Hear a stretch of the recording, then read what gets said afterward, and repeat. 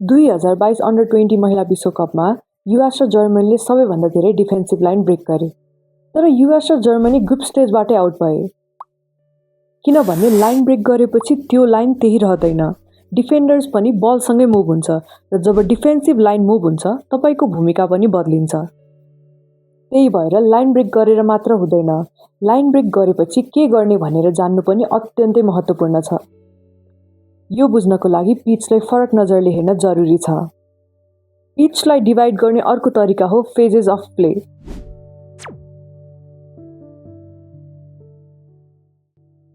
जोन्सहरू fix हुन्छ तर phases चाहिँ फिक्स हुँदैन। यो अपोजिसनको डिफेन्सिभ लाइनसँगै मुभ हुन्छ। त्यही भएर हरेक फेजमा तपाईको भूमिका पनि बदलिन्छ। अब हामी पिचलाई 4 फेजेसमा डिभाइड गरेर हेरौँ।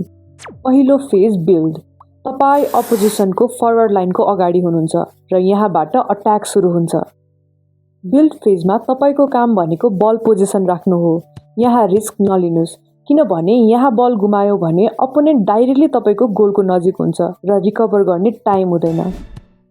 त्यसैले सिम्पल पास खेल्नुस्, बल राख्नुस् र उनीहरूलाई आफ्नो ठाउँबाट बाहिर तान्नुस्। जब उनीहरू आफ्नो ठाउँ छोड्छन्, उनीहरूको पछाडि स्पेस खुल्छ र त्यही स्पेस युज गरेर तपाई अपोनेन्टको फरवर्ड लाइन ब्रेक गर्नुस्। दोस्रो हो प्रोग्रेस।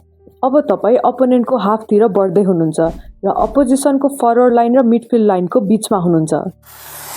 प्रोग्रेस फेजमा तपाईको काम भनेको बल अगाडि बढाउनु हो।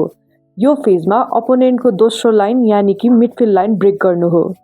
अट्याकिङ मिडफिल्डर्स लाइनको बीचमा रिसिभ गर्नुस्, फुल ब्याक वाइड च्यानलबाट अगाडि बढ्नुस् र विङ्गरसम्म बल पुर्याउनुस्। तेस्रो फेज हो पेनिट्रेट।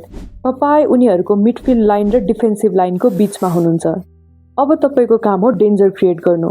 हाफ स्पेसमा बल रिसिभ गर्नुस्, टर्न गर्नुस्, थ्रु बल खेल्नुस्, फाइनल पास खेल्नुस् या ड्रिबल गर्नुस्, तर जसरी भए पनि डिफेन्सिभ लाइन ब्रेक गर्नुस्।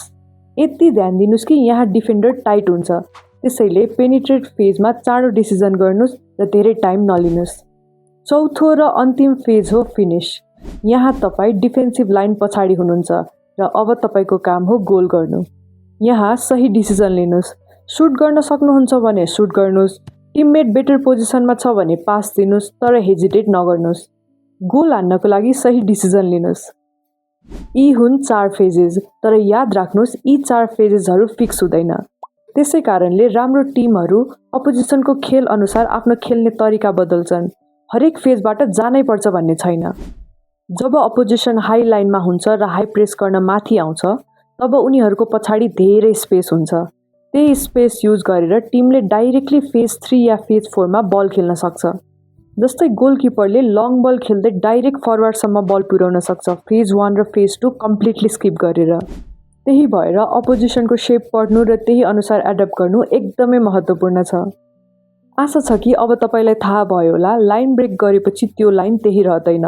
डिफेन्डर्स पनि बलसँगै मुभ हुन्छ र जब डिफेन्सिभ लाइन मुभ हुन्छ तपाईको भूमिका पनि बदलिन्छ। त्यही भएर हरेक फेजमा तपाईको भूमिका फरक फरक हुन्छ।